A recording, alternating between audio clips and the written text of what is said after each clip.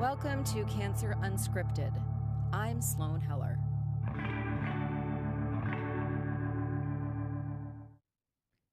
Thank you so much for joining us today. I have wanted to bring this group of people together for quite some time now.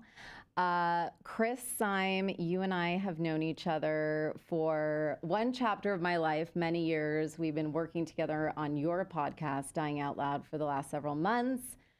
Matt Stewart, if you can believe, we met 18 years ago. I don't believe it. We're too young. Yeah, we were like toddlers. We were 10 at the time, right? That was back when I was a news reporter. And your lovely wife, Chrissy, we are meeting for the first time in person, but I feel like I've known you because we've been chatting and Zooming. And so it's so lovely to actually meet you in person. Same. Before we get started, I just wanted to set the stage for viewers and listeners who don't know your stories. So you are all stage 4 cancer. You were all diagnosed well before you turned 50. So Kris, you were the youngest at 38. 38. And because you were all so young, you were really in the thick of like the busiest times in your life, right? So Matt and Chrissy, you're married, you were diagnosed 3 years apart. At the time, you had 3 kids living at home, both working, and then you layer in all of the treatments and surgeries and all the emotional baggage that goes with everything that you're going through.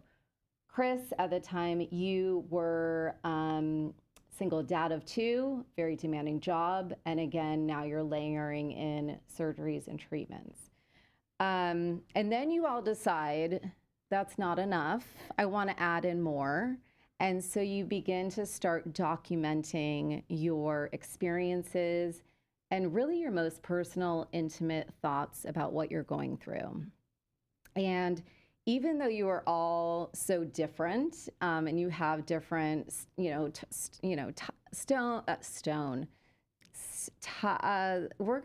get this. We're gonna get this. We're gonna get this. Tone of voice. Here we are. You all have this common thread, which I thought was so interesting, and that is you all hold on to hope and this really witty, dry, dark sense of humor on the one hand. And then on the other hand, you're really real and raw and open about what it's like to live with stage 4 cancer. And so I really wanted to, delve into that a lot more.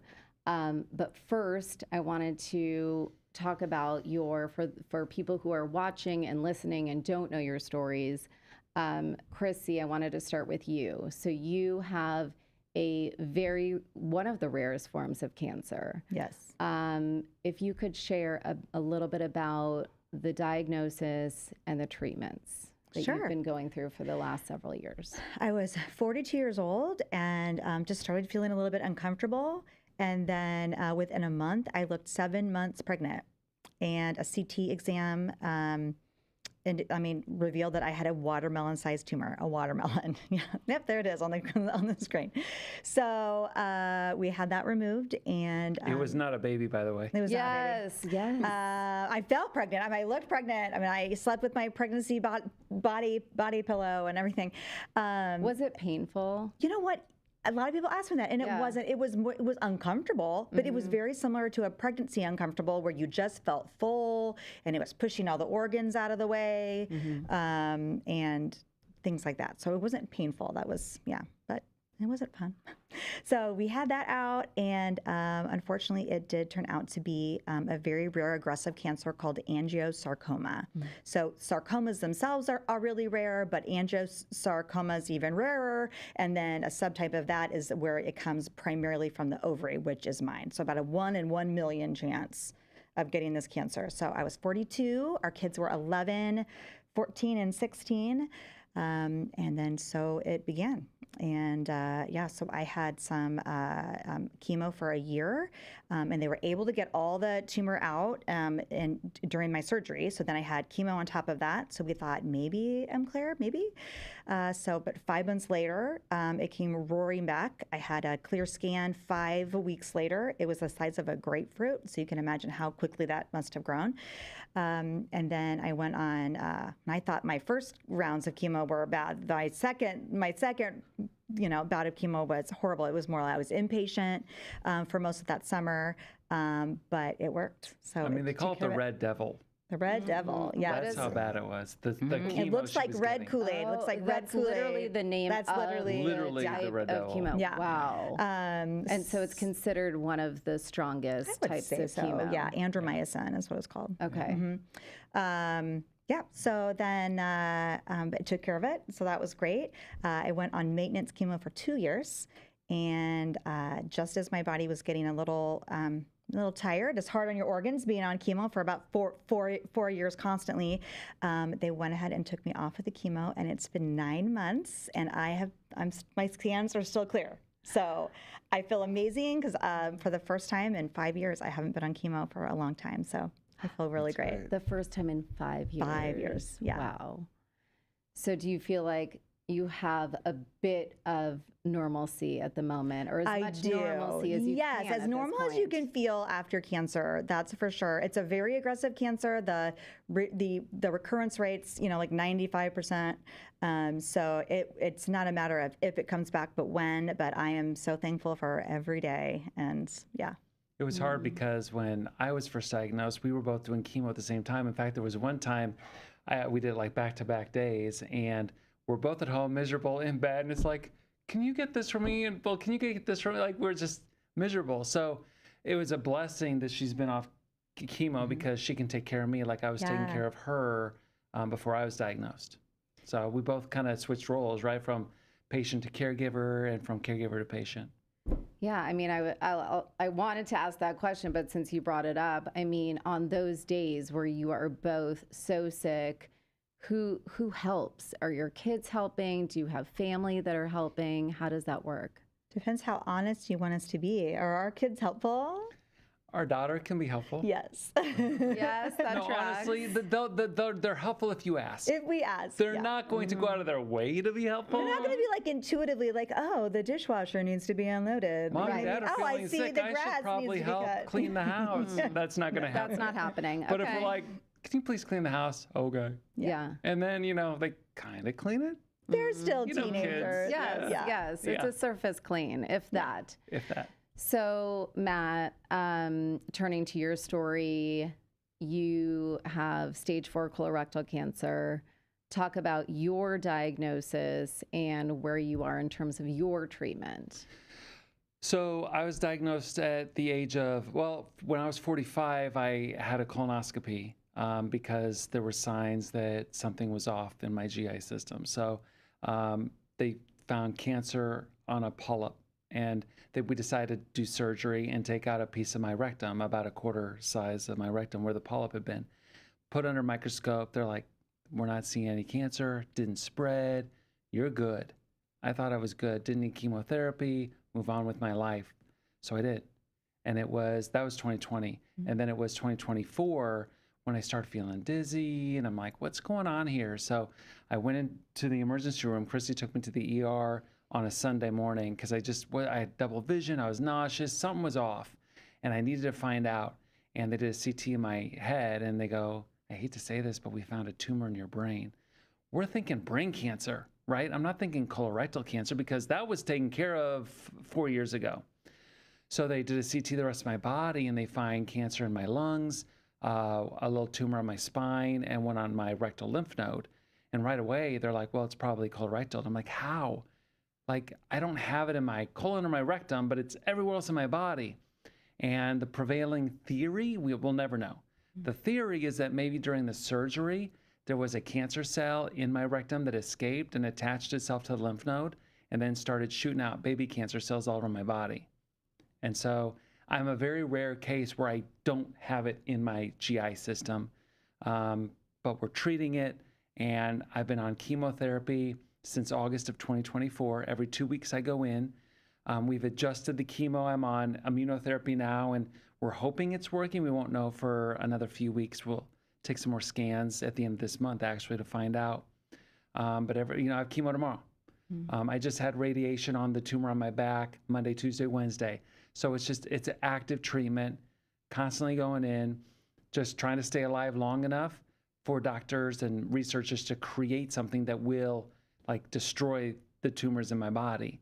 That's not invented. It hasn't been invented yet. It doesn't exist. We know what strain of colorectal cancer it is. We know that there are clinical trials in the early stages that are very promising. We're just waiting for those to go through, to be approved by the FDA, to become available, and hoping that I will be alive so I can take it and poof, hopefully all the tumors go away and I can be like Chrissy. Yes. And be, Ned. Yes. No evidence of disease. I love that. Yes, Ned. And we're going to talk to you both have the same oncologist because you both have colorectal cancer later on in the show, and we can talk about some of the new research that is coming out. I want to switch over to you, Kris. I'm gonna summarize a little bit about where you've come because you have been in it for the longest, and you have some big news to share today. But you, again, diagnosed at 38, and basically 10 years later to the exact day, September 18th, is when it came back. And that at that point, it was a stage 4. It had spread. It has continued to now spread, unfortunately, to your bones. And you made a very recent decision earlier this week to stop treatments altogether. And so if you could walk us through how you were feeling leading up to that decision and really what made you decide to stop treatments. I think tired is the word that sums up most of that. I was definitely feeling tired. As you mentioned, Sloane, in my late 30s, 38, I was diagnosed with stage 3B colon cancer. And it was something that I really found by accident. I thought stress from a job had caused an ulcer. I had stomach pains all through the summer. But the red flag for me was whenever I had blood in my stool, immediately went to the doctor. He's like, let's have a colonoscopy. And, they knew just upon the colonoscopy that it was cancer. And, went through 2 years of radiation, chemotherapy, and got to a point where I was also no evidence of disease. And that lasted for a full 10 years.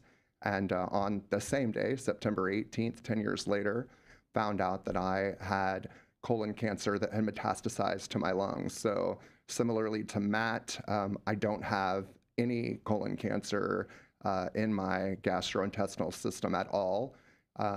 My lungs are filled with hundreds of tumors. My right kidney, I just found out last week that the tumor that we had killed earlier in this process has come back. I also just learned after breaking this arm that from my shoulder blade to my wrist, I have bone cancer, well, colon cancer in this bone, or these bones rather.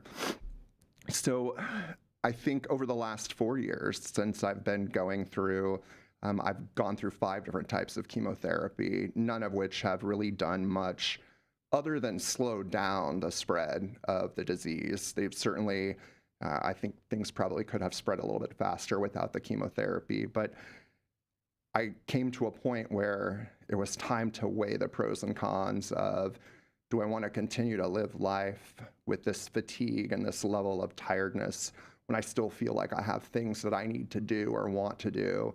And, after discussing it with my family, I think they agreed to support me in whatever decision that I made. But at my last doctor's appointment, which was about 2 weeks ago, I did share with them that I'm going to forego the next chemo regimen and sit with things for the next 3 to 6 months and see how things progress or don't progress. I just had a complete set of body scans, And fortunately, the bone cancers or the colon cancer in these bones are limited to the left side of my body. So I think that's a little encouraging. And just going to see how things go from here. But yeah, I think just the sheer exhaustion from the radiation, the chemotherapy, what it does to just to life in general. You know, that's one of the reasons that I'm just so amazed with Matt and Chrissy. You know, there's only one of us in my household that is dealing with stage 4 cancer, and it takes a toll on both of us every single day. So to see the two of you, you know, continue to put goodness out in the world in spite of what cards you've been dealt, I mean, it's so inspiring to me. And that's the kind of inspiration that through the Dying Out Loud podcast that we've been trying to put out into the world as well. And I just want to continue doing that and having a little bit more time and energy to focus on that, as opposed to feeling like I can't move out of the bed or the couch. I feel like that's where I want to spend my time. And I know, again, you have not met Chrissy before or Matt. We were all on a text chain as we're organizing this podcast, and you earlier this week shared the news that you decided you were going to stop treatment. And you were working, so I'm going to give you a break here. But Chrissy, look at that eye. Look at that eye, that side eye. Chrissy, you responded so quickly and just naturally to what Kris shared with us. What did you share, and why do you think it was so easy for you to respond? Whereas, of course, if you weren't going through this, it might be a much more awkward, you know, response, if at all. Well, I think I said that I respect the decision, and I think it's very brave. And I think that it was so natural because, I mean, not that I've been there exactly, but I have certainly been to the point where the treatments were so horrible. Like I talked about that one horrible summer, that you definitely think, is this even worth it? Like, what am I doing? You know, like, is this even worth it? And you talk about being tired. And I think for a lot of people that they're thinking like physically tired, like everyone's felt physically tired, but you get tired in your mind and your soul of it. And so, no, I think that I probably have imagined myself having to make that decision at some point so many times, or supporting my husband in making that decision for himself, where I want to be respectful and acknowledge that that's a very brave decision to make. And I applaud you. I appreciate that. And I see you. That was absolutely the response that I just feeling that validation, especially from someone who has been in a similar situation. And I have zero doubt that you have felt that exhaustion in your journey as well. And it is beyond like feeling tired at the end of a workday is one thing, but this is feeling so exhausted in your bones, and every like part of your being is just beyond being able to grasp strength.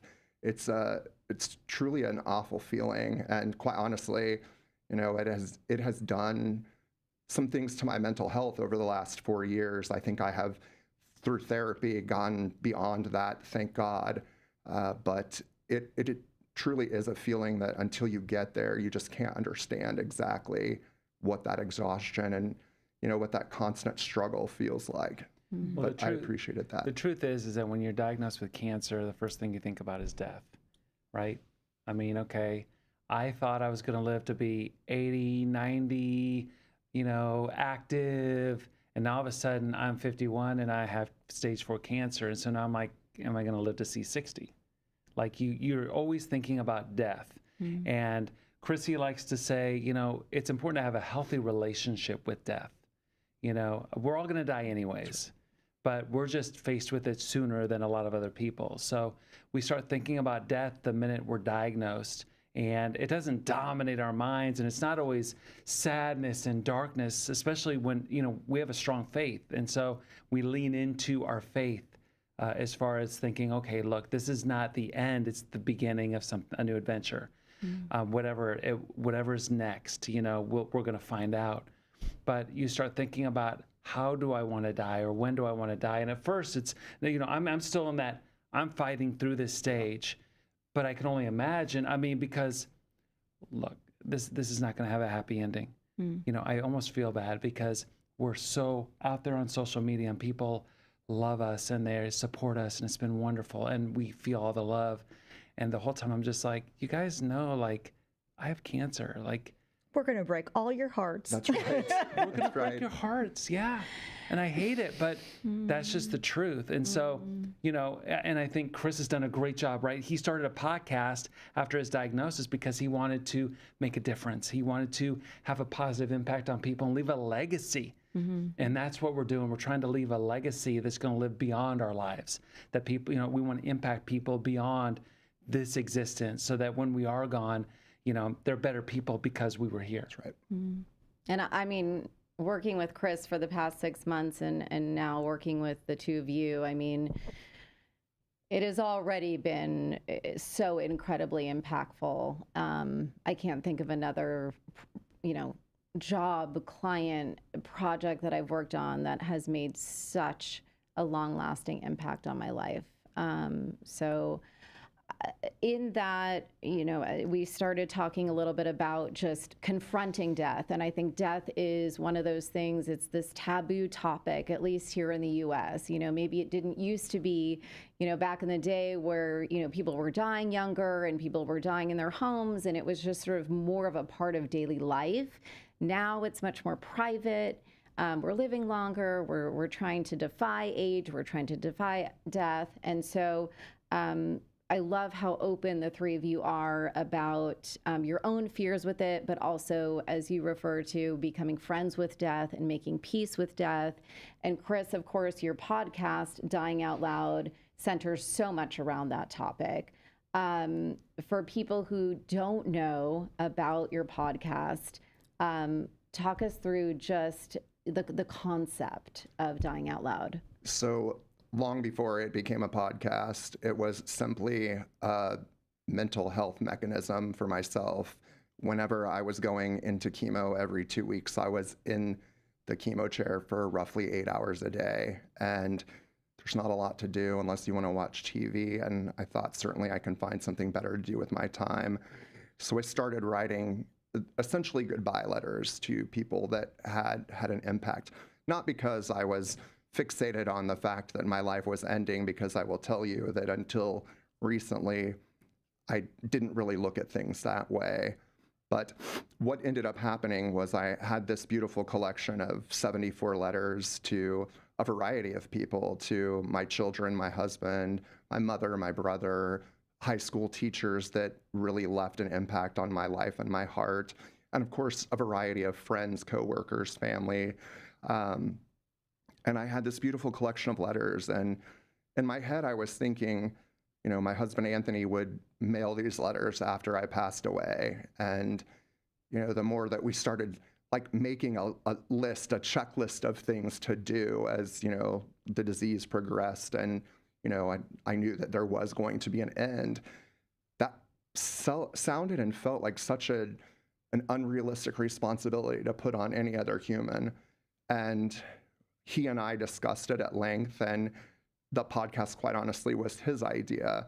And it just became this beautiful way to, invite people on and let them know it was going to be a very personal, emotional conversation, really just between the two of us, but we would share it with the world and whoever wanted to listen. And it has been just that. And quite honestly, through this effort of podcasting, not only have I had the ability to reconnect with people that I may not have connected with, again in life, quite honestly, I've had these beautiful moments where I could share, the impact that people have had on me. And, some of those people come prepared with a response, and other people are so moved and so emotionally struck, they really are just speechless that another human being besides their family views them in that way, as having had an impact and with such genuine love and care.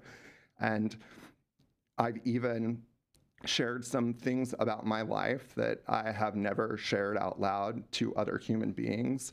I shared about my sexual abuse as a child earlier this year, and that was something that I had never spoken out loud about to anyone. I shared about some other experiences about growing up gay in a religious household where, the church really thought gay people were an abomination. I grew up Pentecostal. It's in the doctrines of the church.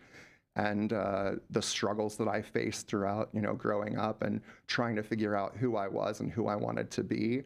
And I've even gotten to share what it's like, raising 2 children and now seeing them raising their own children and just building beautiful lives for themselves. So that catches me every time, and I've heard it probably 50 times. How does it catch you at this time, looking back on that? First of all, to be that vulnerable on camera, I don't know that I ever thought that I would share those kinds of emotions with other people outside of the 2 of us. But again, growing up, I didn't come out until I was 31, and living 31 years of life without having a true love connection with another adult human being can be very, it's very lonely. And just when I thought that I had found someone, it feels like it's getting taken away from me before I even get a chance to truly enjoy and appreciate it. And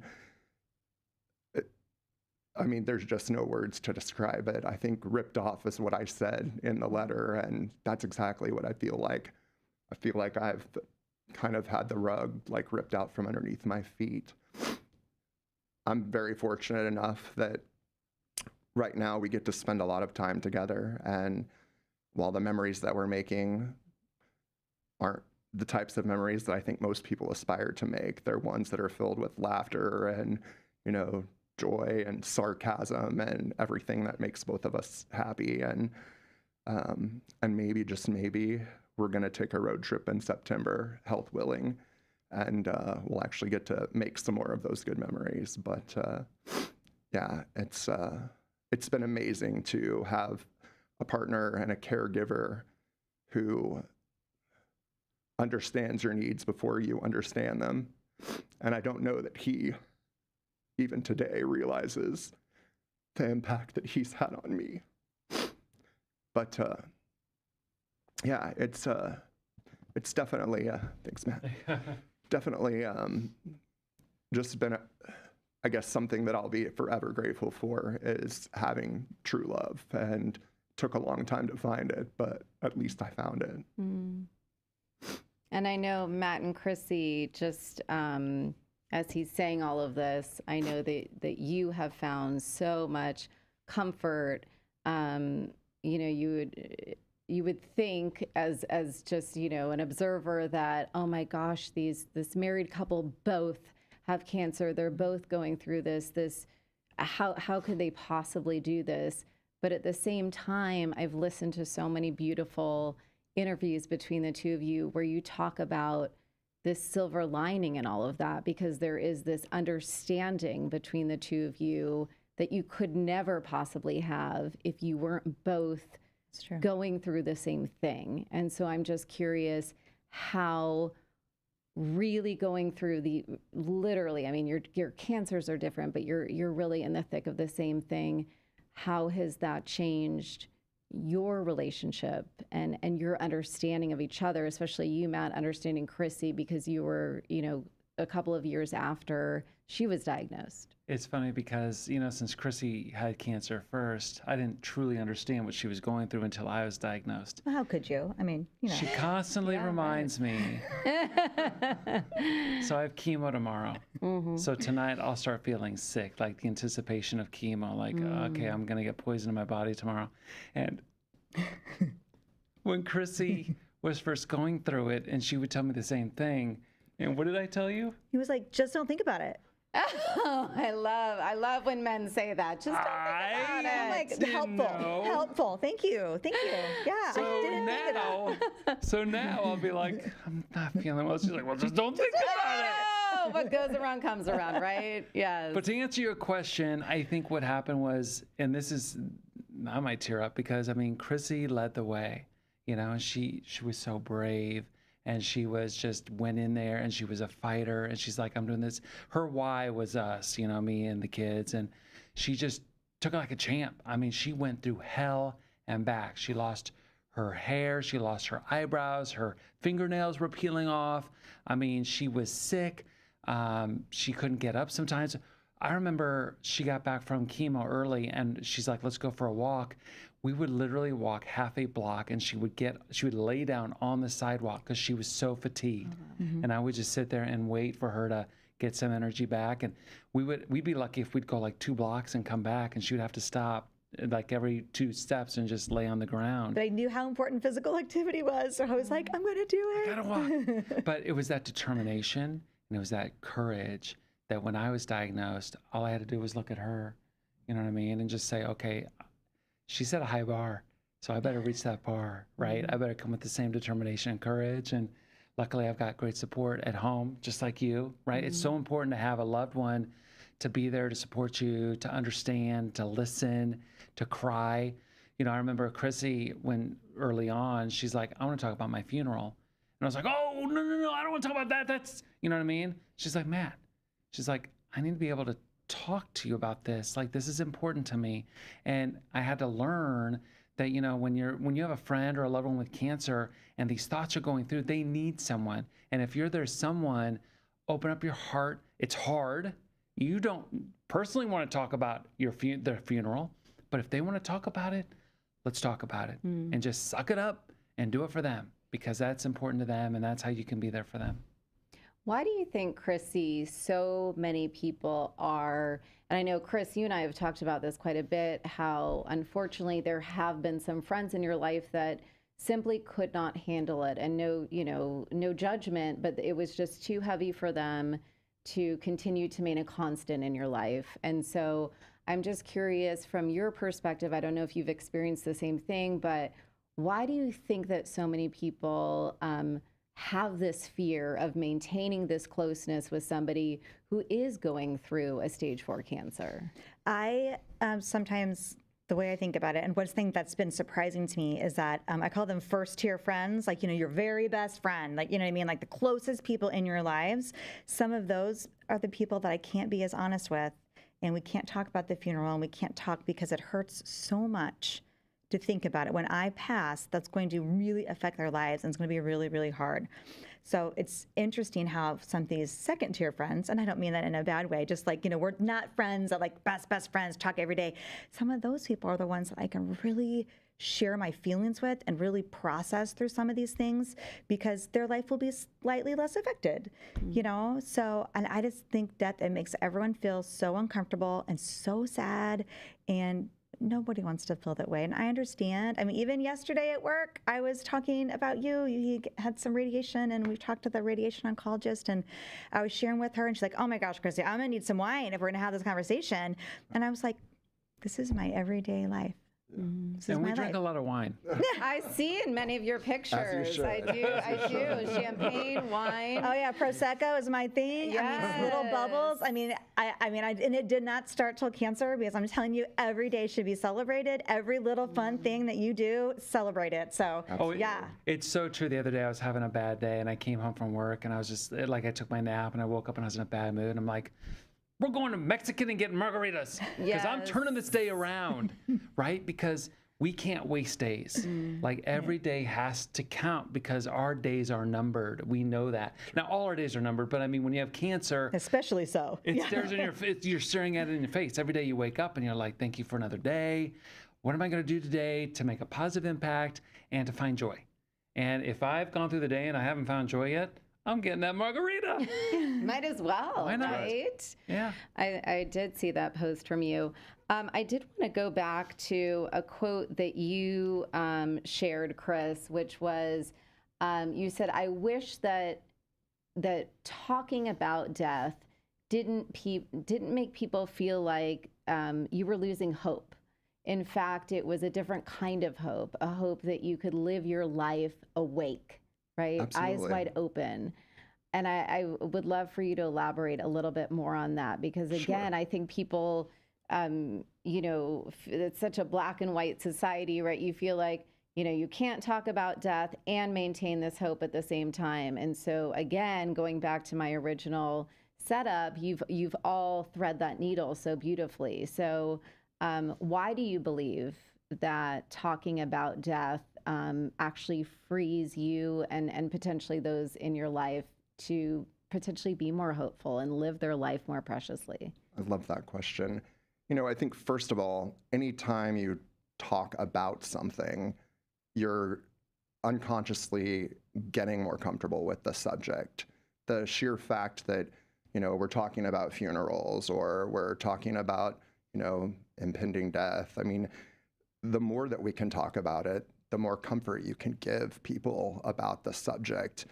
And for myself, while I spent the first 6 months after my stage 4 diagnosis in probably the darkest depression that I'd ever been in my life. I mean, we never left the house. We ordered in all our meals. We ordered in our groceries. If people wanted to see me, they would have to come to me. I wouldn't really leave the house at all other than walking the dogs. And there came a point where I decided that, I'm either going to live like this until I die, or I'm going to get back to life and make the most of it.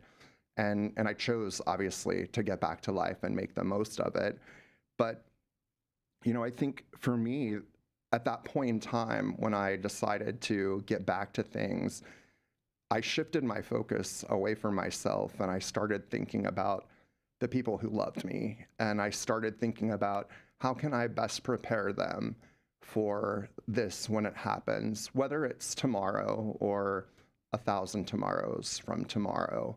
And I think I became consumed with, talking with my kids about it and, talking with my husband about it. And I think the biggest denier still to this day is my mom.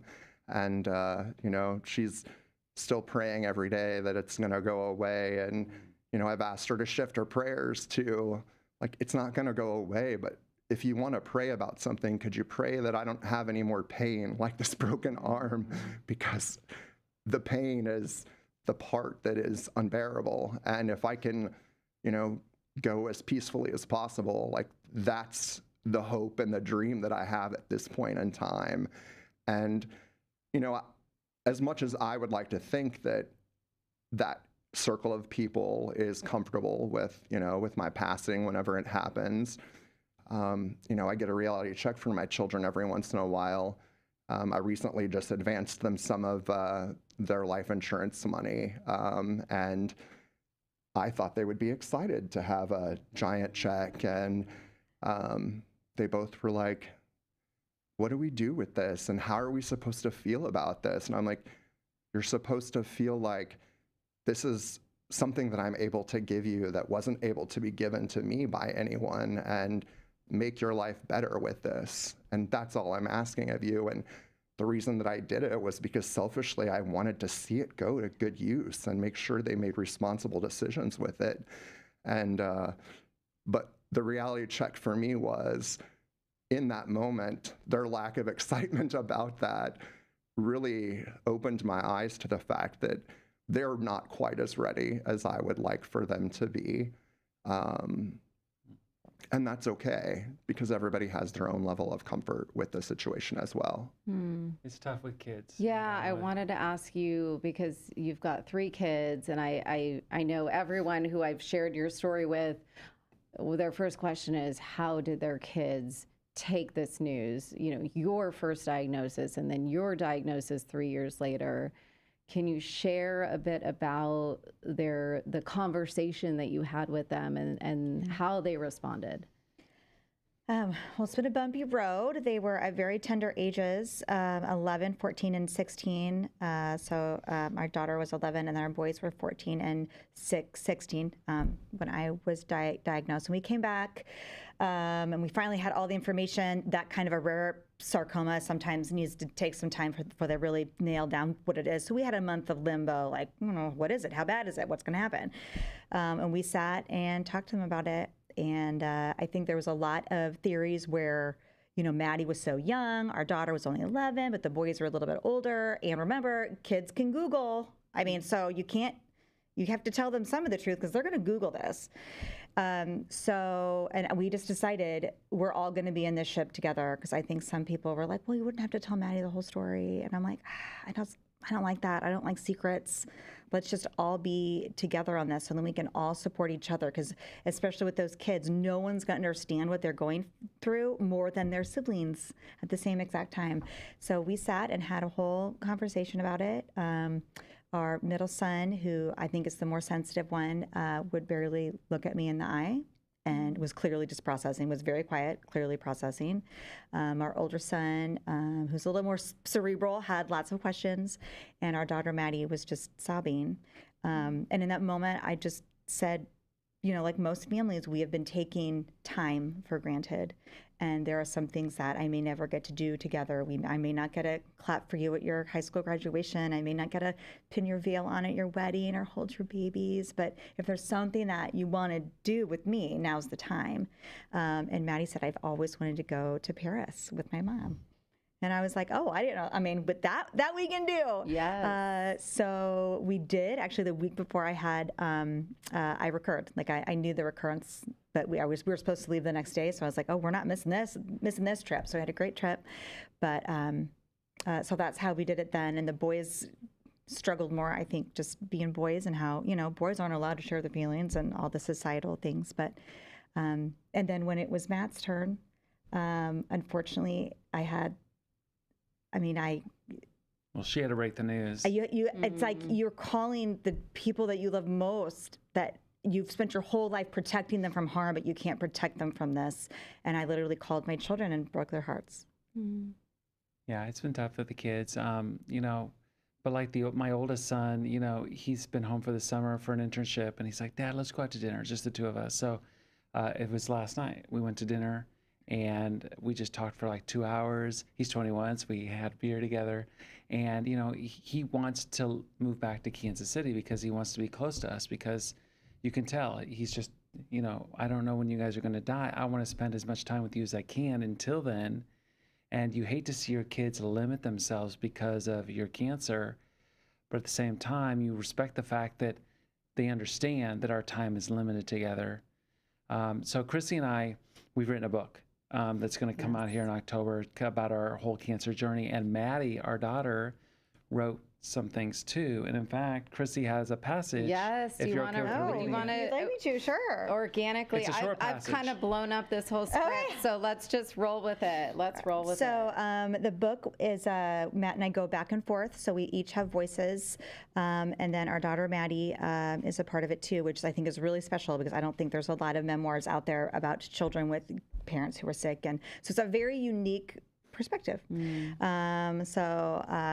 Anyways, my daughter is Maddie. I call her Baby Girl. So this is just an excerpt from one of Baby Girl's chapters. Braiding my mother's hair has always been my favorite.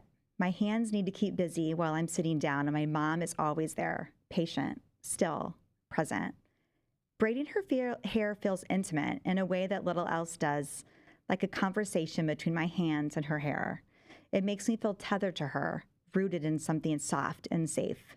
And now her hair is gone. The chemotherapy that takes her hair is the same treatment keeping her alive, and to me, that's the trade that I will take every single time. In fact, I think the absence of hair makes her even more distinct, more her, unmasked and honest, the real her, and I love every single part of that. Cancer has taken her hair, and it might one day take her life, but it will never take her spirit. Even in the worst moments, when nausea and fatigue try to drag her under, the light inside of her, her joy, her strength, never dims. I look at her now and honestly can't remember her with the full head of long brown hair. That version of her feels like a dream I woke up from long ago. This is our normal now. This is the version of her that I know best, bald, beautiful, and alive. And so she was how old when she wrote that? That is 11. She was 11. Oh no, I guess she was reflecting when she was 11. Okay. She was No, 15. she was 15 when she wrote it. Still, Oh yeah, no, you're right. That would be really impressive for 11-year-old. But still, 15. Yeah. I mean, that is such a beautiful passage. And again, you're all writers. Oh, I just did what I wasn't supposed to do. Sorry, Logan, in the control room. You're all beautiful writers. And just to hear your daughter at such a young age. So brave to be able to share poetic that. And how they're processing it, Yeah. you know? Yeah. It's incredible. All kids processing it like that, yeah. Yeah. And I think what I loved about that passage too is like, did you lose some hair? Yeah. You're like, oh yeah. Yeah. Yes. 3 times. All of it. It's actually pretty good right I was now. gonna say, it Just is. a few weeks ago, like half my hair fell out. Like I'm in the bathroom and I go like this, and there's a ton of hair all over my. I mean, It's the worst feeling. You're It's the like, worst feeling. oh, son of a biscuit. And Chrissy, of course, lost her hair several times. And I think what happens is you get cancer and you lose your hair, and you feel like you lose a piece of you, a piece of your identity. And so I love how Maddie's even recognizing at the age of 15 that who cares? Yeah. You're alive. Like, who cares about your hair? Your hair is just hair. It's gone, whatever. The true you can now really come out. Yeah. You know, the beauty of who you are. The hair just masks that. So I love her insight and her wisdom on that. So yeah. true. And just the fact that she has these very vivid memories and beautiful memories of how you connected, but now everything has shifted and you still have this incredible connection. It's just different. And then part of it breaks my heart when she said it was like a dream that she'll never wake up from. It just made me feel like, oh, the time before cancer, that was a dream that seemed so long ago. And like, she was only 11 when I was diagnosed. And I was like, oh, for most of her life, she'll remember me like this, you know, not the way that I was before. And I think there's some sadness and beauty and raw, authentic truth to that too. Yeah. I want to switch gears a little bit because as I mentioned at the top, you have all blended this incredible way of communicating with the public, humor, the two of you together, even after being diagnosed for the first time. Hey everybody, I'm Matt and I. Hi. I'm eating my feelings. Gelato. We're back from our appointment. And if you want to know the gist of how it went, we each bought a pint of gelato. That's how well it went. And we're eating directly out of the container. It says that it's 3 servings in here. It's a 1 serving. It's a 1 serving. I love that. I've watched it so many times. It was good too. It's so good, and I love your just the gelato. That's was what I good. meant. Yeah, the gelato gelato was amazing. But your little peanut gallery commentary, and I wonder for you. I know, knowing you longer, I know you have a dark, witty sense of humor. Chrissy, have you always been that way, or has this become more of a survival mechanism for you? I think both. That is a good question. But no, I've always been one I think that, like exactly what Kris was saying, how the more we talk about something, the more it's okay to talk about it. And I just think, especially as women and healthcare and having babies and raising kids, you know, it's not all puppies and rainbows and yay. And I feel like the more honest we can be about it, someone else is feeling that same way and is scared to talk about it. So we need to talk about these things and normalize these things in these moments. So I feel like I've always been that way, and this has just taken it one step further. I think I've always been that way, like privately in my life, because, you know, until I had cancer, Matt was the one on TV and doing podcasts, and you know what I mean? Like I wasn't wearing IFBs and Now whatever. she's the star. And now, you know, people recognize me at the grocery store. So it's just been a totally different shift in our life. So yeah, I think we need to talk about it. I think it's okay, and I think we need to, because it's ubiquitous in everyone's life. But you need to laugh about it. Some of it is Honestly, funny. you Good have Lord. to laugh. Yes. I mean, because, you know, do you want to sit in the darkness and just feel sorry for yourself, or you just want to say, you know what, this stinks, but you know, and you just find joy. Like you were talking, I just remember Christmas. That was like the first Christmas, and Chrissy's hair was real stringy coming back, and our oldest son for Christmas got her a shirt with Gollum on it. Gollum from Lord of the Rings. Oh, wow. But we funny. laughed. We're our whole family, you know, Yeah. it's just, you know, instead of being sad and constantly like being stressed about it, it's like, let's laugh about it. Let's try not to worry about it. Let's not worry until we need to worry. Right. You know, let's just live and Or even in that moment, like it is ridiculous that I'm bald. I mean, why not laugh? That's funny. Yeah. That's good stuff. Gollum. I mean, this is how I move through life. Yeah. I also, laughter is sort of my medicine and the way that I deal with hard times and how I relate to people. And you know, so I feel like all of you, again, you're dealing with such heavy topics, but you have made it so accessible and relatable in the way that you make it. You use this dark humor, and you know, it doesn't feel so scary and threatening to people who are watching. We are so over, but I have to just, Logan, I hope you're okay with me, and Dr. Al-Rajabi is waiting for us, but I am just... Hey, we're always waiting for him, right? Oh, okay. Well, that makes me feel a whole lot He's not going to like that. better. I'm That seeing makes him me tomorrow, feel and I have a whole lot feeling he's going to better. make me wait a long time to see him tomorrow. But I do want to ask about what are, for the three of you, the biggest fears, and I can only imagine your fears are probably very different, or potentially not, but could be very different than Matt and Chrissy's at the moment. If you could all just kind of share, what is your biggest fear as you sit here today? Oddly enough, it has nothing to do with myself or with death or dying. It's literally just the fear that my people are going to struggle whenever I'm not here. And that's the only consuming thought that I have at this point in time. You know, I mentioned earlier that I'm tired, you know, I'm exhausted from, you know, 4 years of this on top of the previous 2. And there's not enough that I can do in a day or a week or a month to make sure that my people are tucked in. And while they certainly have each other, I moved my husband 1,800 miles away from his family, and now my family is his. And I spend a lot of time thinking about him, and probably even crazier than that, I have 2 dogs that are my entire world. And the thought that there will be a day when I don't come home to the dogs sounds so crazy to say. No. But that is something that I worry about. And those are the only fears that I have at this point in time. I know I'm going to go to sleep and not wake up one day, and I'm okay with that. I just want my people and my dogs to be okay.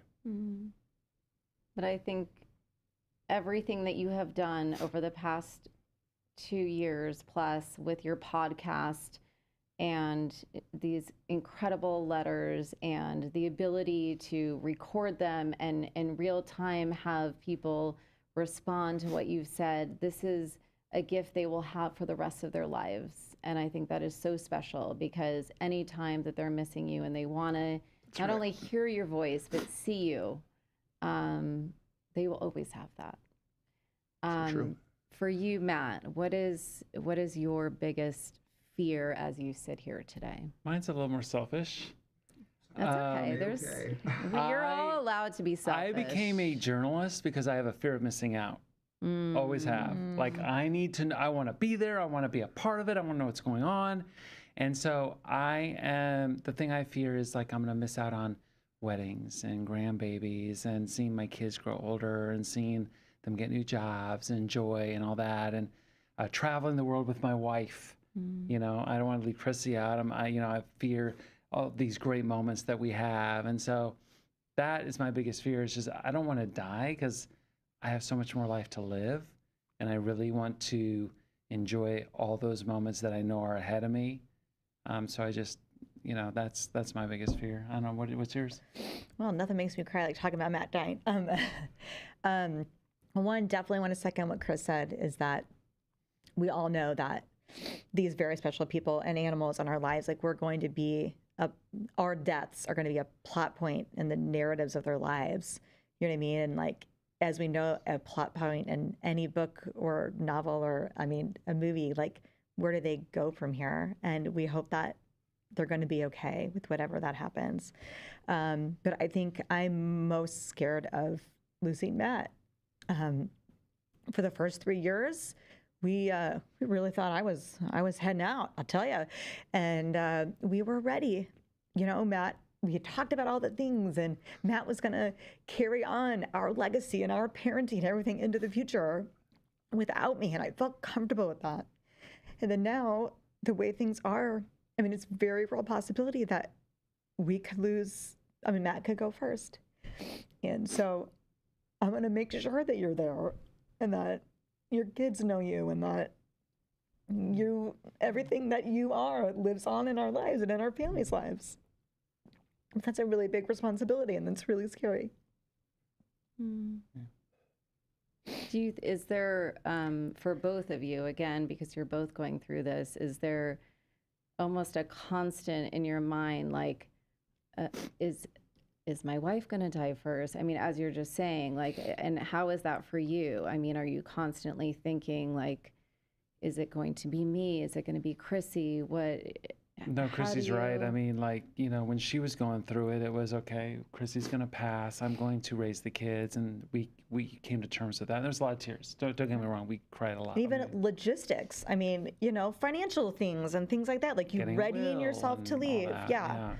But now that she's in remission and I'm the one that, you know, my cancer is still here and it's not going away.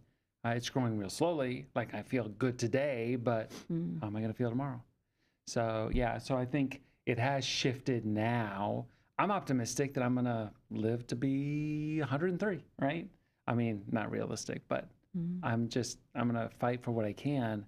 But yeah, I think we do talk about, okay, Chrissy's doing great. I'm still getting chemo every 2 weeks. You know, if I do die first, you know, how do we handle that? So it's the hard conversations, you know, to have with your loved one, or with your spouse, but in kids, but you know, they're important conversations to have, you know, and even though you're crying and there's tears, you know, just to be on the same page and to understand each other and to understand each other's wishes is just really important. I want to ask about your legacies. I know we really do need to wrap up. Do you have, I know we've talked about many different things that you would like to leave for your children and for Anthony and for your family. Is there one that really stands out that you hope that everybody remembers you for? You know, I think that I haven't really thought a lot about the things that I've necessarily put into the world, but I've been very fortunate that really over the last year or so, I've heard from a lot of people, and a lot of people have talked about just what a joyful person that I've always been, and how when I walk into a room, you know, people are glad that I'm there, whether it's a business meeting or a one-on-one conversation or a family gathering. And I guess the thing that I would like for people to remember is just that joy. And even though there are some days where it's a little bit harder to bring that joy or to find that joy, that's what I would like people to remember. And, you know, certainly for those who, you know, I've left a video memory of, I hope that, you know, they turn on those clips and fast forward to those letters and hear my words, you know, directed to them. So. How about you, Matt? It's a great answer. I mean, one legacy is, like, I've written 6 books. I've got 2 more on the way, one with Chrissy and then another one, and more books I want to write. So I know that after I pass, my words will live on, which is nice. But truly the legacy I want to live, especially with my children, is just, you know, I've always, and this is from my dad. My dad was just this way, and he left this with me, and I want to pass it on to my kids. It's just kindness, you know, just trying to connect. You know, being a journalist, I'm out, I meet people every day. I really try hard to connect with everyone I meet, you know, get to know them, make them feel like they're special, like because I do care about them and I want to know about them, and I want people to think about me like, man, he was just a really nice guy. Like leaving a legacy of kindness that hopefully they can carry on and be kind to others, I think would be a life well lived. Let's put it that way.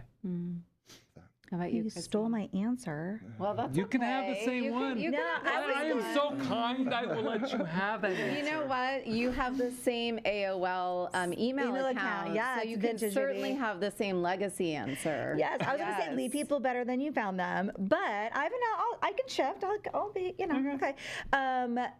One thing that my kids actually tease me about it is I say that happiness is a choice. And while not all happiness is a choice, obviously you're allowed to feel sad feelings, and I believe those feelings are meant to be felt. But at the end of the day, there's so many circumstances in your life that you can't change. So you may not be able to choose what happens to you, but you can choose how you respond, and you can choose your attitude, and you can somehow find happiness within that. But it's up to you. You need to go forward and find out and look for it. It's there. You have to find it. Yeah, it is intentional because it's very easy to just get into that just fall. It's easier to be miserable when Misery things loves are company. being, so when things are being thrown your way, it's harder to really push yourself and be intentional and say, like you say, I'm going to give myself a day of feeling sorry for myself, but the next day that's done, and I'm going to pick myself up and I'm going to continue. And that takes a lot of discipline and self-talk. Mindset. Yeah. Exactly. Yeah. And sometimes they're harder than others. I was like Kris. I mean, that first 3 to 6 months after my diagnosis, I mean, I have never cried. I mean, cried myself to sleep every night, but then finally something switched, right? And you're like, okay, is this how I want to live my life? Or do I need to make some different choices and choose happiness? And I'm going to go out there and find it and make that happen. Great. It's a great philosophy.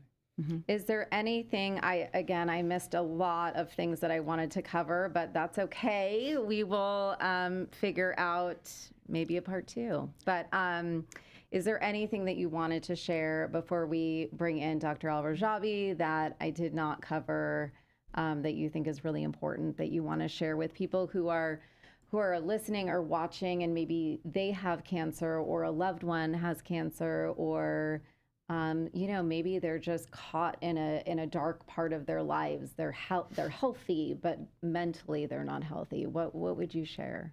I would say, and I think we've all kind of shared throughout the course of the conversation, how important it is to live each day to the fullest. And, I think that's one of the things that I've learned most about the podcast, and with some of the things that I've even shared about myself personally on the podcast is, cancer really doesn't leave any space for secrets, and there's no reason to share the secret of how much you care about someone or how much you love someone.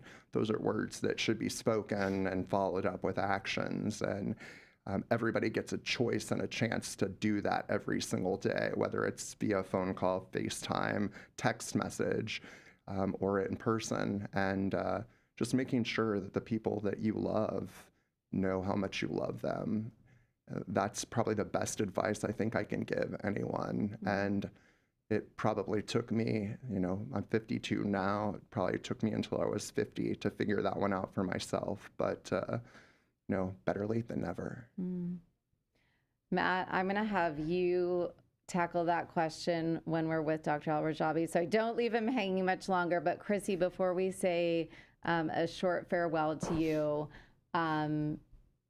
how would you answer that question? Or is there something that we've missed that you really want to get across? I don't think so. But just that she has the best husband in the world. I could read her mind. I mean, obviously. I knew you were thinking it. Just go ahead and say it. That goes without saying. Absolutely. That is exactly what I was going to say. Thank you. I know her so well. Yes. Well, I want to thank you, Chrissy. I'm going to part ways with you for just a moment. Thank you for having me. Thank you so much for coming on and sharing just all of your beautiful insights and making yourself vulnerable. That is not an easy thing to do, and you're all doing it in so many incredible ways. So thank you so much. And as we are making this switch, we are going to show you had a vow renewal, which was so beautiful. And in that vow renewal, Your daughter actually wore your wedding dress, which was a surprise to you, right? So if we can go ahead and share that moment as we make the switch. Chrissy, you said this. I'd rather a shorter life with you than a longer one with anyone else. Well, dearly beloved, we are gathered here today for a happy and holy occasion, the renewal of the wedding vows between Matt and Chrissy Stewart.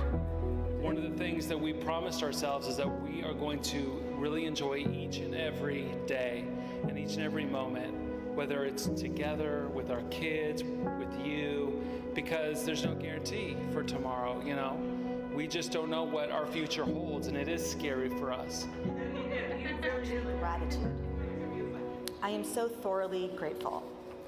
I am grateful to have married a man who sees me and loves me to the very core of who I am.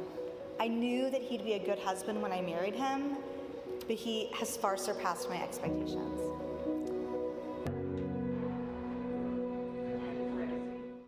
We are back with Dr. Al-Rajabi. Thank you so much for joining us. So you are the professor of medicine, the leader of GI Medical Oncology Group. It's a very long title.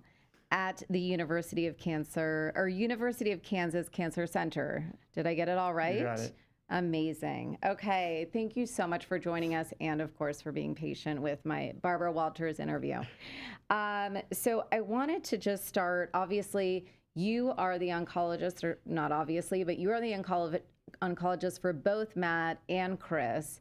And, you know, I want to spend some time just you and I talking and going through some questions, but I also wanted to open it up to Matt and Kris to see if they have some questions to ask you as well. And not that they don't know the answers, but maybe just in an effort to raise some awareness for people who are watching today or listening today. So in your mind, statistically, we are seeing that colorectal cancer is now the #1 cause of cancer-related deaths for people 50 and under. And I'm curious from your perspective, why? Well, we are not sure. That's the biggest issue. We've had a generational shift around the 40s or 50s, and incidence has just skyrocketed. And we're just seeing younger and younger patients come into clinic. We've lowered the age for colonoscopies, trying to catch up, but I think we're still missing a lot of patients. You know, we can't really pinpoint the cause. You know, we are seeing these numbers rise in different ethnicities across different states in the United States and around the world. And you look at states that are healthy, like Utah, where you expect everything's like natural and organic, and you still see the rises there. And the curious thing is we're also seeing it in populations like Caucasian male and females, which usually have a lower rate of cancer in our community. So it's really widespread. Could be something environmental. Some people are thinking about microplastics. Obesity has something to do with it, but it's really, I think, unknown at this point. Is there a sense in your mind? I know there's so much research happening, especially here at KU Cancer Center. Do you have a sense in your mind, will we have more answers in the next 3 to 5 years, perhaps?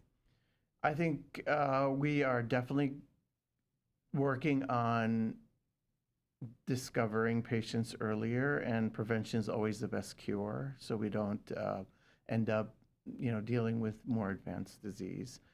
I think genomics and how we test our patients is rapidly evolving, and it's becoming more available to everybody.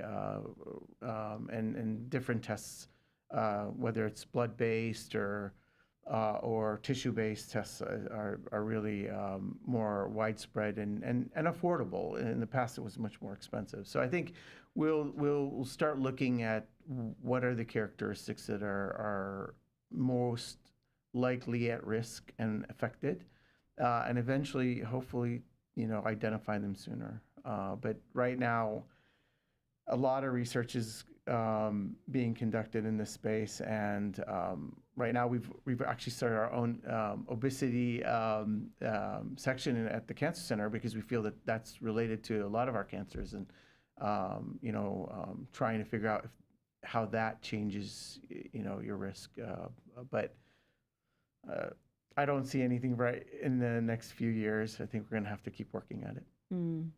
And I wanted to open it up to both Kris and Matt on this, because we've talked about this a lot, the three of us individually, but the stigma around colorectal cancer, around colonoscopies. And it's harder for many people to talk about. Obviously, the both of you are very open about it. How do you think that we can perhaps tackle this and make it less of this taboo, something to be embarrassed about in terms of the colonoscopy, and talking about colorectal cancer generally?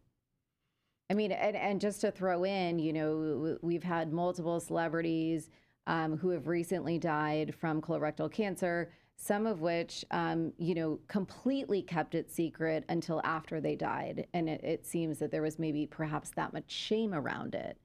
And feel free to weigh in, but I mean, do you feel that we're making progress on that front to make it less of this taboo subject?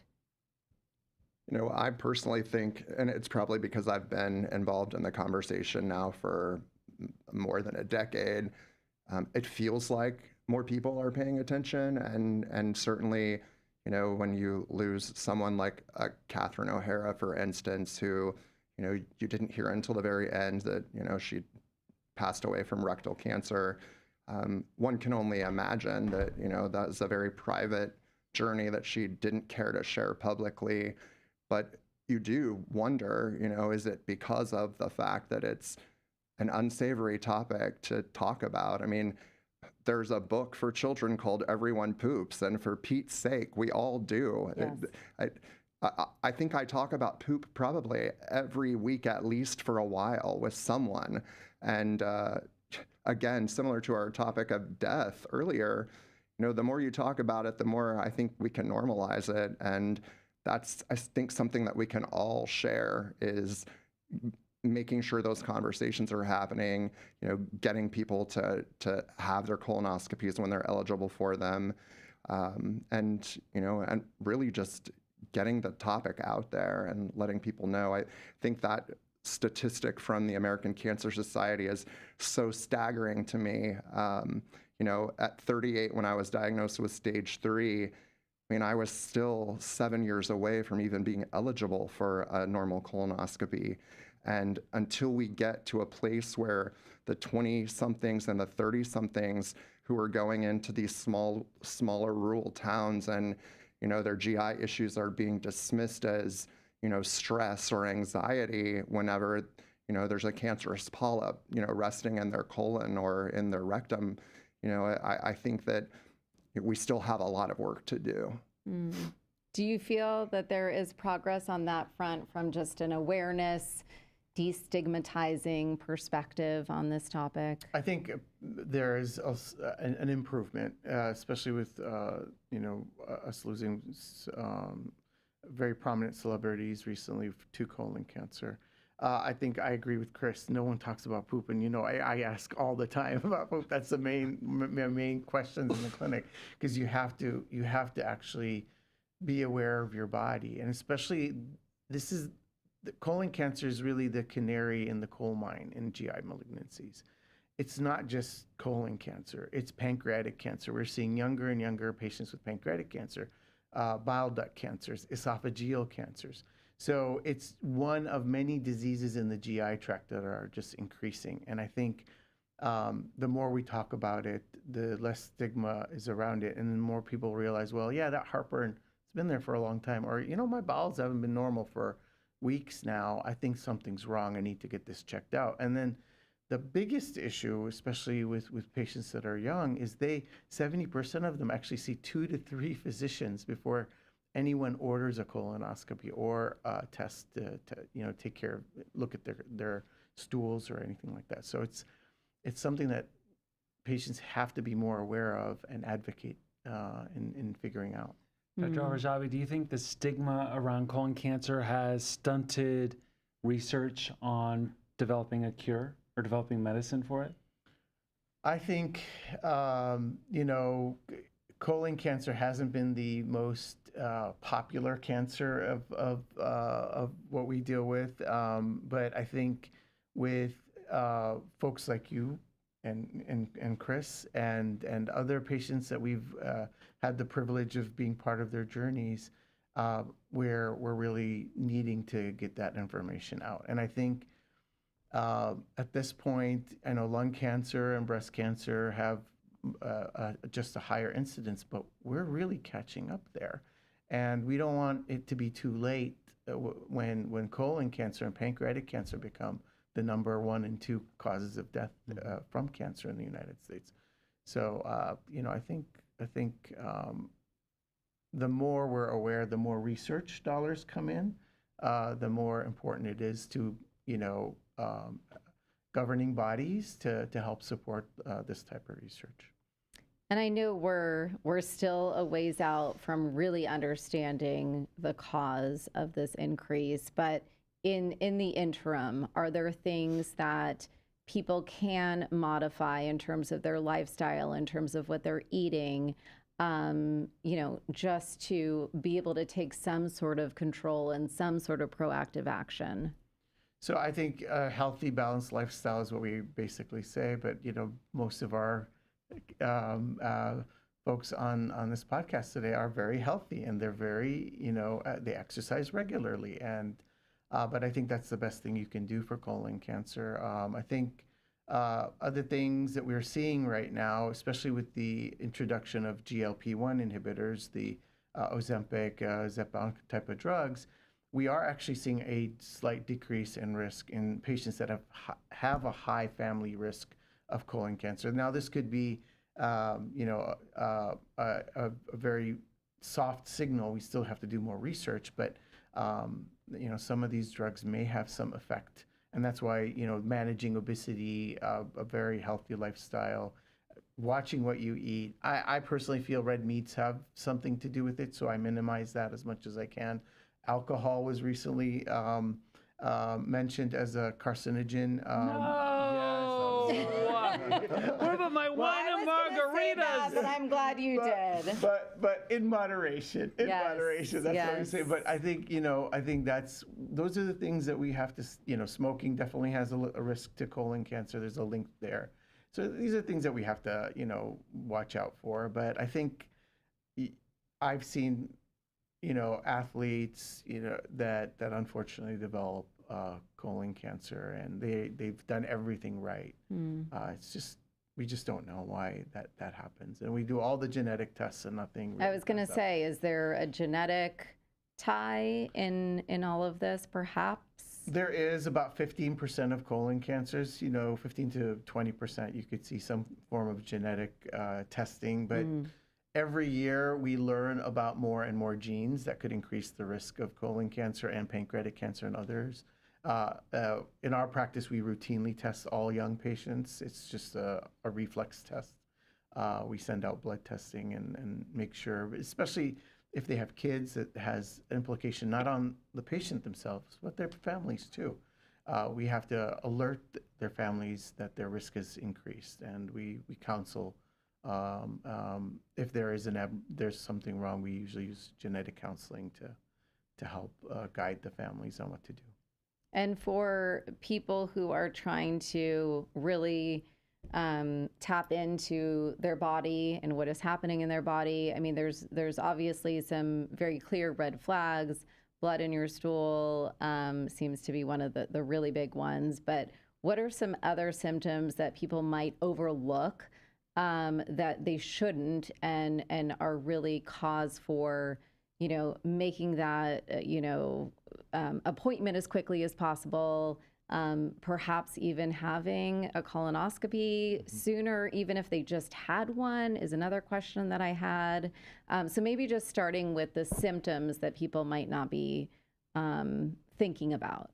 Of course. Yeah, there's definitely a lot of symptoms that can happen in the GI tract. There's bloating, there's, nausea, abdominal pain, cramps, bleeding, changes in your bowel habits. So you're irregular every day. And, sometimes, our food changes and our bowels change.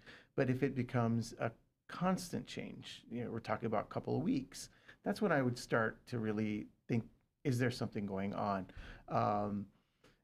Weight loss, just unintentional weight loss. You're usually can't lose weight very easily, and you're starting to lose weight. Those are very subtle symptoms that I should probably get checked out. In a man that's young, anemia. You shouldn't have anemia because you don't lose iron that easily in men. In women, it's a little bit different. They have a higher iron requirement. But in men, if you have an anemia, a lot of times they say, oh, I had an anemia for a year. And I'm like, well, we really needed to, that's just abnormal for you. And you should definitely push to figure out where this iron is going. So those are, just subtle symptoms that you could see. But anytime you have anything going on for 2 weeks or more, you should check with your primary. I think one of the biggest problems is being a man. So I started, this is the year 2020. I probably started seeing some blood in my stools, let's say March.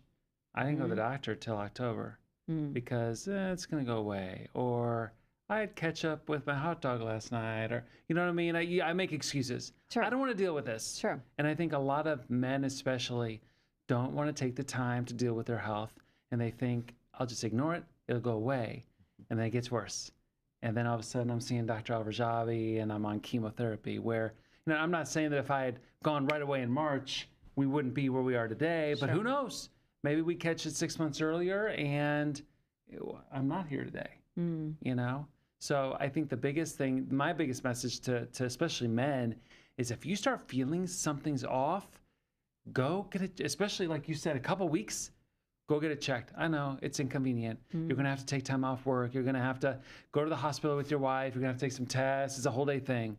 But just do it because like Dr. Al-Rajabi said, you catch it early. You're not sitting where we are doing chemo. Like it's taken care of, done, live your life. But if you wait, it grows, it festers, it gets all throughout your body, and now you're riddled with cancer. And that whole thing could have been prevented if you had just dealt with it right away. Chris, were you? Yeah, I was just going to add on to that, talking about fear. I think when I look at most of the men in my family and having the discussion, especially being fully aware of the genetic, repercussions of this, most men, I think, become afraid of the colonoscopy because they're so scared about having something go in their rear. And it's such an asinine fear to have. Pun intended. Yeah, I was going to say, pun intended. I was wondering if anyone was going to get that because I was stewing on that one for a minute. I was right there. But seriously, my little brother is one of them. I mean, he is just terrified of that. And I mean, honestly, the colonoscopy part, I'm sure Matt can attest to this. Not a big deal. It's absolutely not a freaking big deal at all. Best sleep I've ever had. It's the prep that you have to worry about. Yeah. The prep is the bad part, and the other part is a cakewalk. And if you can find out that you have a cancerous polyp that can get clipped out in that moment, and then you're done, it is so much worth getting it done in that moment than, again, finding yourself in the seat that either of us are in today.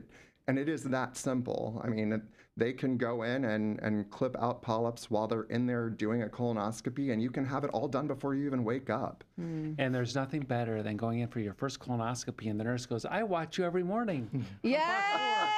I'm like, that's gotta be good. I'm naked with him, like, great!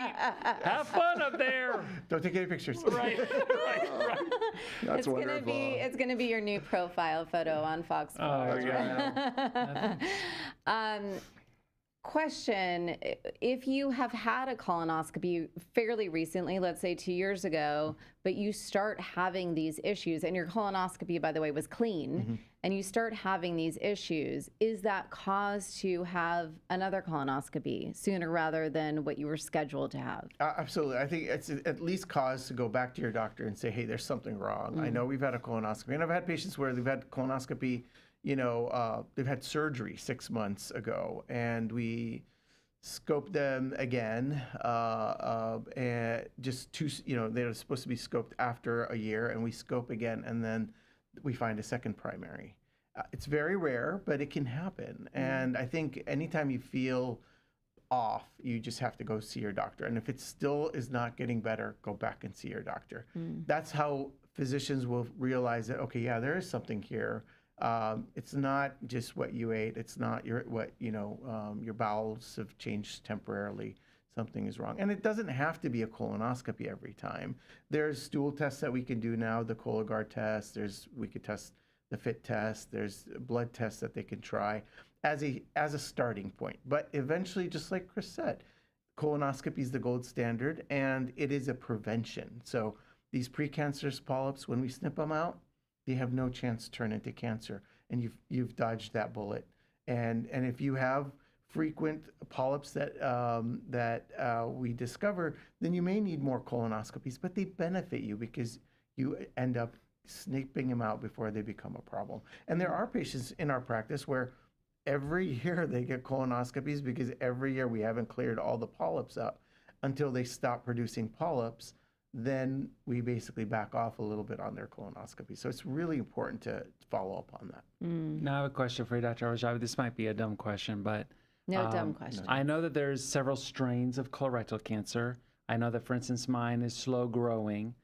Are some fast growing? Absolutely. So what's the difference, or what determines if your cancer is going to be slow growing or fast, or do you know? That's what we're figuring out. So we have different, so when you come to see me, and we don't go sometimes into the weeds, but we test all your genetics, your cancer's genetics, your own genetics. We even do genetics in the blood.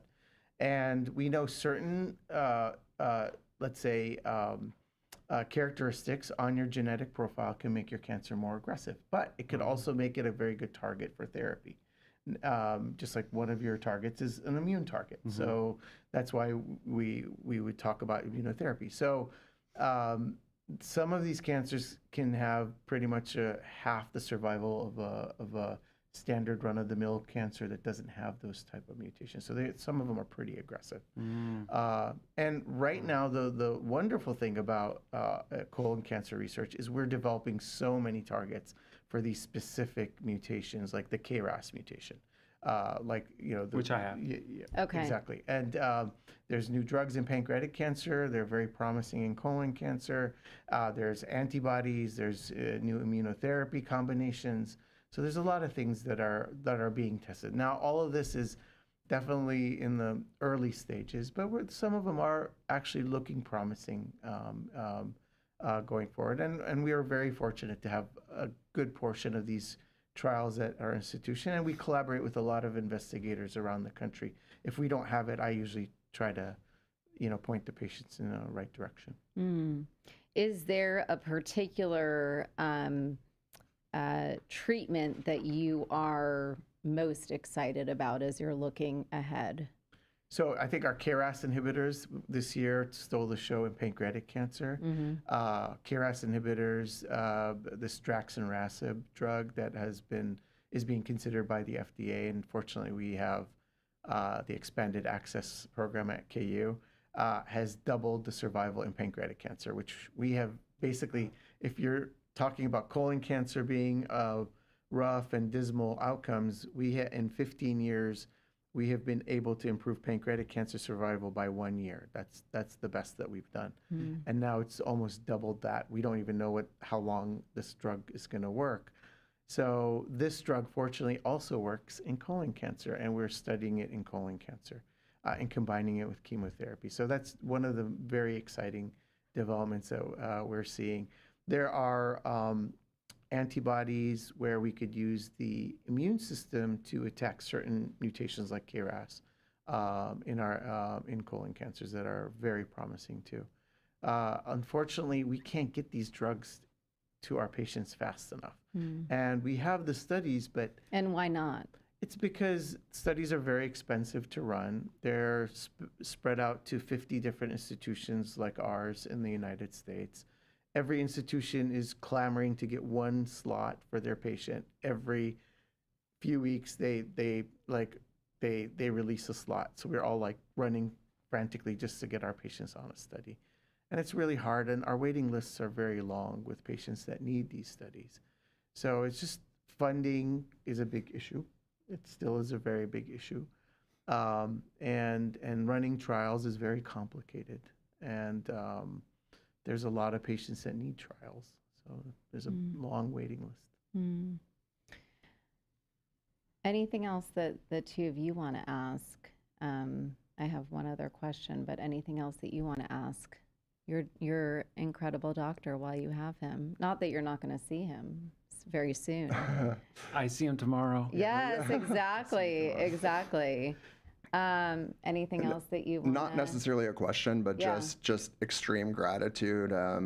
Dr. Al-Rajabi was the second doctor that I went to see, and I think by the time he walked out of the consultation, I looked at Anthony and I said, "This is my doctor," and I have not regretted that for a second. And he and his entire team at the Cancer Center have just been amazing through this entire process.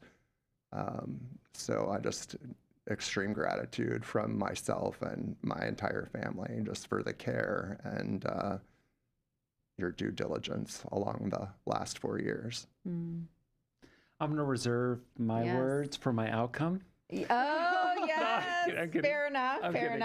I will say, since we're loving on Dr. Al-Rajabi, yes, love on him. When I was first diagnosed, there was an oncologist that came in. He goes, "Well, I'm a mouth and throat oncologist, but I have some colorectal cancer patients, so you're going to be my guy." Like, he was on call. And Chrissy's like, hell no. So she reached out to her oncologist and said, "Who is the best colorectal oncologist at KU?" And he said, "Dr. Al-Rajabi." And I was like, "That's who I want." And he's been great. And I'm here and I'm feeling good. And we're laughing and I'm alive still. So you're doing a great job, Doc. Right. Keep it up. Keep me alive. What is your message to other people who, whether it's colon cancer or a different type of cancer, Kris and Matt, as people are looking for the right doctor for them? I think a lot of people tend to be a little timid to say, "This isn't the right doctor for me, but I'm kind of stuck. I don't know how to." You've got to do your research. Here's the interesting thing. I was talking with someone who said her mom had cancer, but she went to this hospital because it was closer to her house. And I'm like, okay, KU is like a National Institute of whatever it is. You know what I mean? Like, they are the cancer specialists. If you have cancer, no offense to other hospitals, I'm not trying, but we're here at KU and I do go to KU, but they are nationally known as a great cancer center. So it's your health, it's your life. Right. Why would you, this isn't like going to the grocery store and I'm going to just buy the cheaper bread. I mean, you should go all out for your health, advocate for yourself, do your research, ask around, find the best doctor that you feel comfortable with. And you know what? If you have a heart condition, maybe there's another hospital that's better for you. I don't know. But do your research, find the best hospital, then find the best doctor and go. Anything you want to add to that? 100% agree with that. And then the second thing I would add to that is trust your gut. I mean, again, I made a connection with Dr. Al-Rajabi within 15 minutes, and I think it's extremely important to trust yourself. If something feels off, if you're not getting the right kind of attention or the right kind of answer to the questions that you're asking, 9 times out of 10, that's not the doctor for you. And it's a-okay to go and get a second or a third opinion or meet with 2 or 3 more doctors until you do find the right one.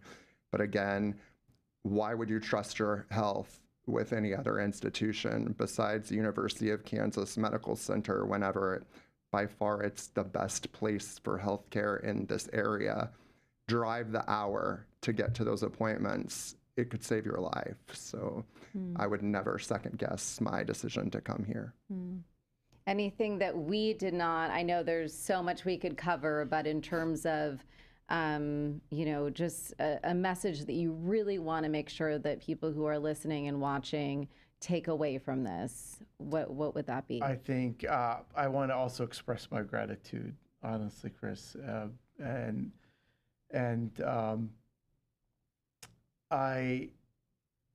this is not just the job for me, and this is why we do it. We as a team, and it's not me. It's really not me. I'm a wheel in a big machine, and our team is really the support that our patients need. But it is really a partnership. My goal was always to achieve my patients' goals, and that's what we're here for. That's what our purpose is, and that's what our team does, and that's whatever the goal may be. If we want to push on or concentrate on quality over things that are important to my patients are what are important to me, and that's where we want to go with our journey. And we really feel it's part of our journey. It's something I don't know. I kind of hear myself sometimes in clinics like, oh, our scans didn't look good today, or we need to do this to get a better handle on the cancer, because it is that way. It should be that way. And I think that's why I also tell patients is you really have to have a comfort with your team. That's the way you want to do it. You want to have access to research, but you also have to get your goals met. And you don't have to feel pressured by, this is the easy way, I'll just take your chemo and move on. We have to figure out what's the best way of doing this. And there's different ways of doing a lot of this stuff, especially with colon cancer. There's different ways of wiping things out or concentrating on your ultimate endpoint of your therapy. So I think I would really stress that you really find the doctor that you're comfortable with, whether it's at KU or other institutions. Honestly, I work with everybody in the community, and there's a lot of great doctors out there. But definitely be comfortable with your doctor, and then make sure you have access to clinical trials. Because a lot of the drugs we deal with sometimes may take 3 to 4 years to get to market. And it's really good to have the opportunity to be, one of the people that may get it way faster than others in the country. So I think that's what I feel we do very well at our place.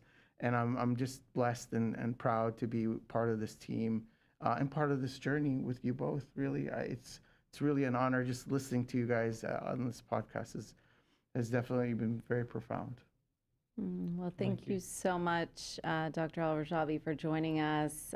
We really appreciate all of your insights and all of the work that you're doing, the research, but also just you can tell you have this incredible bedside manner and passion and empathy and love for the patients that you're working with, and that alone is just outstanding. So thank you. Thank you for sharing everything. We do need to wrap up. Unfortunately, I really have so much more that I'd love to talk to you all about. We have, I believe, had the chat open. And so your lovely wife, Chrissy, and if you would like to as well, and if you want to, we haven't had a chance to answer the chats, but we have them all recorded. And so we can go through some of the questions and tune into both of you, all of your social media accounts, and we'll put those up and you can go ahead and answer some of those questions there. Perfect. So I think that would be a great follow-up. And last but not least, I don't know, Logan, we're just, this is our first podcast all together. I don't know if we can bring Chrissy back in. You don't have to leave. But maybe he's got a hard out, right? Oh, you do? Okay, so maybe All right, well, maybe we can bring Chrissy back in as we just say a final send-off, because I'd love to bring her back in. But it was so lovely to meet you, and thank you so much for taking the time. We so appreciate it. As I am going to just kind of go through a little bit of housekeeping, Chrissy, are you here? Yes, Chrissy, come join. Thank you so much. Thanks, Dr. Al-Rajabi. Appreciate it. If you want to support patient care or research here at KU Cancer Center, we have set up a giving page. So if you're watching, you can there's a QR code on your screen right now, hopefully. We also have a donation link. And so, as I mentioned, we've had so many incredible questions come through the chat. And so please stay tuned to both All the Things Memoir Instagram, and then, of course, Dying Out Loud podcast. I know your Facebook is just coveted and celebrity-like. Coveted? So Wow. I don't know if you're gonna go there. I will answer any question anyone has. Oh, yes. I love it. And again, get screened, as we just spoke about with Dr. Al-Rajabi. Talk to your doctor if something feels off. There's no reason to wait. And I just want to thank you all for watching this, very special adventure. I'm going to call it an adventure because I have never hosted a podcast before, and it's just been incredible to bring you all together and be on this journey together. And thank you all for watching this very special episode of Cancer Unscripted. Thank you for all of your honesty, your witty sense of humor, your love, your care for each other. And thank you for supporting KU Cancer Center. And we look forward to staying in touch with all of you through Instagram and all the other things. Thanks for joining us.